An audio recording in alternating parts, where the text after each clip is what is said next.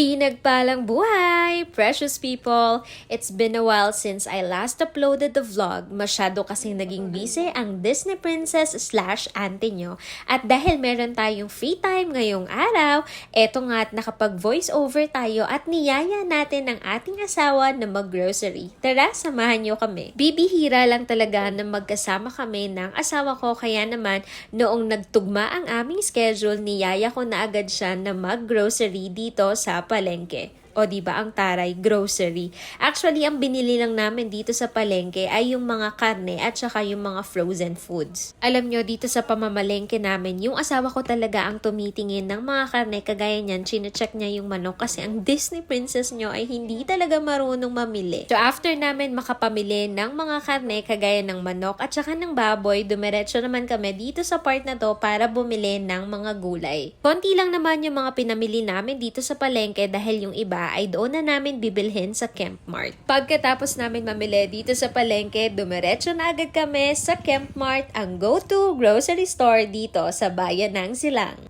Iniwan lang namin doon sa baggage counter yung mga dala naming gamit at eto nga, kumuha na ng pushcart ang asawa ko. Sabi ko naman sa inyo, meron talagang tinatagong kulit at kakeng ko yan itong asawa ko. Nagsayaw pa nga siya dito sa grocery store.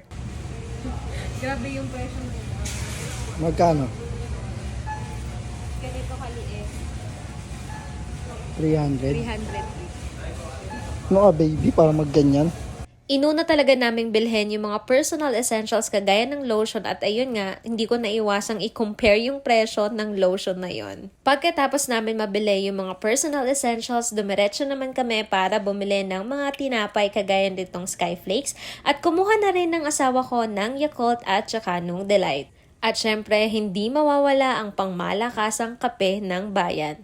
Bumili na rin ako dito ng pansit canton. Actually, hindi naman ito para sa akin. Para to doon sa pinsan ko na kasama ko sa bahay. Naglilimit na rin kasi ako sa pagkain nitong pansit canton or no, kahit anong mga noodles kasi nga, lumulusog na tayo. Kumuha na rin ako nitong UFC ketchup na gamit din sa bahay. At eto nga, kumuha na rin ng asawa ko ng dato puti suka at yung pangmalakasan na toyo. Buti nga hindi niya sinabing kaugali ko yon. Kumuha na ako dito ng asukal at bumili na rin kami ng mga canned goods. Kumuha ako dito ng 4 na century tuna with calamansi flavor. Tagdalawa kami ng asawa ko. Tapos bumili na rin ako dito nung favorite namin na Argentina tocino loaf.